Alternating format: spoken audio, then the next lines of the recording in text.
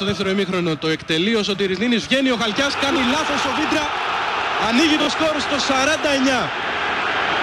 Ο Χαλκιάς έπαιξε με τη φωτιά αρκετές φορές από το καλά εκτελεσμένο κόρνερ του Νίνη. Ο Χαλκιάς πήγε εκεί που δεν ήταν η μπάλα, τη βρήκε ο Βίντρα και την έστειλε ουσιαστικά στην κενή εστία. Ο Παναθηναϊκός αρχίζει με γκολ το δεύτερο ημίχρονο. Είχε φανεί από το πρώτο μέρος του Χαλκιάς, είχε πρόβλημα.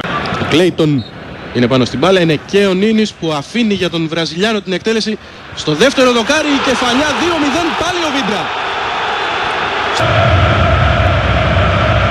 Ξανά όμορφα εκτελεσμένο φάουλ του Κλέιτον στο δεύτερο δοκάρι. Τον έχει χάσει ο Δάρλας. Καρφωτή κεφαλιά, σκάει στο έδαφος η μπάλα και στην κλειστή γωνία του Χαλκιά, 2-0. Και εδώ βέβαια παίζει ρόλο και η ψυχολογία του Χαλκιά, που με τα λάθη που έχει κάνει στις εξόδους δίστασε να βγει σε αυτή την περίπτωση, ενώ θα μπορούσε να κάνει 2-3 βήματα και να έχει μαζέψει την μπάλα πάνω από το κεφάλι του Βίντρα. Δεν το έκανε και στη συνέχεια είδε την μπάλα στα δίχτυα του.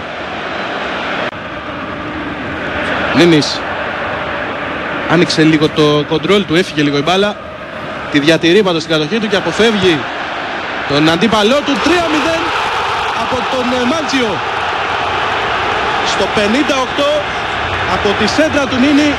2 του Βίντρα και 1 του Μάτζιο, αλλά το μισό γκολ ανήκει στον Νίνη με την υπέροχη αυτή προσπάθεια και την σέντρα που έβγαλε στον Μάτζιο στο πρώτο δοκάρι.